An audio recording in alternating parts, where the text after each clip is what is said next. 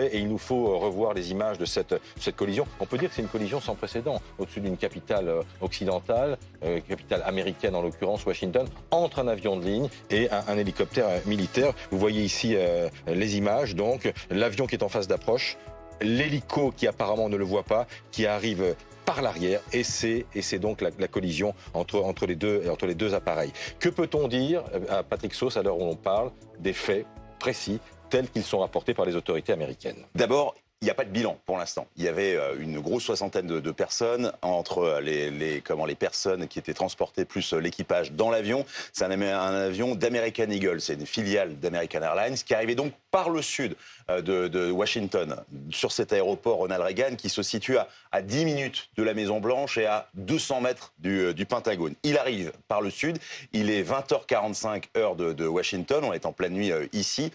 Et au tout dernier moment, il y a donc cet hélicoptère qui arrive à quelques dizaines de mètres à peine.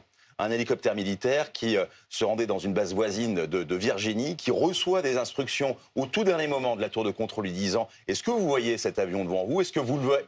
La phrase ne s'arrête pas. Il y a donc cette explosion au-dessus du Potomac et donc en ce moment même, il y a des recherches parce que cette conférence de presse se concentre pour l'instant là-dessus et pas sur les circonstances. Il y a des recherches, il fait 3 degrés à Washington, les conditions sont très difficiles. L'eau est extrêmement froide et pour l'instant, alors que ça fait quand même quelques heures que ce crash maintenant a eu lieu, il n'y a toujours personne qui a été repêché. On va faire le point sur les circonstances de ce drame, de cette catastrophe aérienne avec Mathis Menu. Image de vidéosurveillance, un flash lumineux apparaît brusquement dans le ciel de Washington. Peu avant 21h, heure locale, un avion de ligne entre en collision avec un hélicoptère militaire Black Hawk et se crache dans le fleuve Potomac. L'accident implique un vol régional de la compagnie PS Airlines. Parti de Wichita dans le Kansas, il allait atterrir dans la capitale, à l'aéroport Ronald Reagan. Selon la compagnie nationale American Airlines, l'appareil transportait 60 passagers et 4 membres d'équipage. Un responsable du Pentagone ajoute que 3 militaires étaient à bord de l'hélicoptère qui l'a percuté. Dans un communiqué, le président Donald Trump a réagi. J'ai été informé du terrible accident qui vient de se produire à l'aéroport national Ronald Reagan. Que Dieu bénisse leurs âmes. Merci pour l'incroyable travail accompli par les premiers intervenants.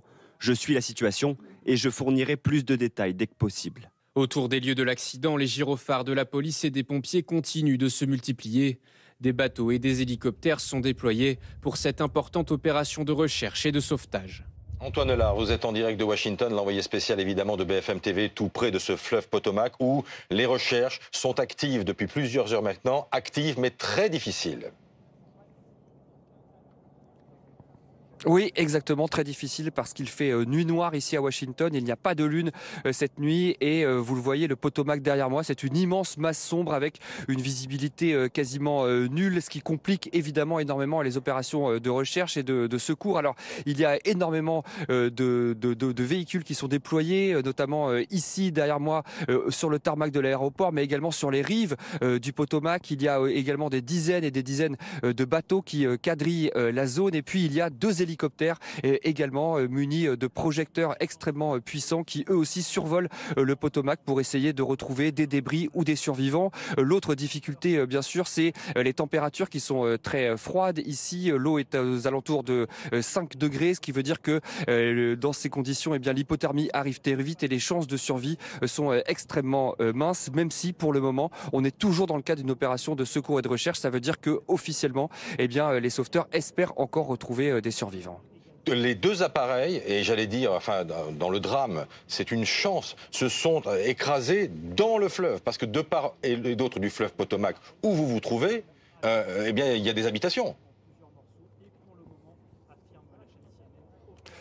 Oui, alors il y a des habitations. Là, à l'endroit où je me trouve, c'est plutôt une sorte de parc. Et puis un peu plus loin, il y a une autoroute très fréquentée qui relie Washington et les banlieues. Et de l'autre côté, effectivement, de l'autre côté de la rive, donc du côté de l'aéroport, effectivement, c'est très densément construit. Il y a une zone notamment de business avec des immeubles, des hôtels, etc. Et puis un peu plus loin, il y a la ville de Washington avec eh bien la Maison Blanche. De l'endroit où je me trouve, j'aperçois aussi le Washington Monument, vous savez, c'est le grand obélisque caractéristique de la capitale américaine.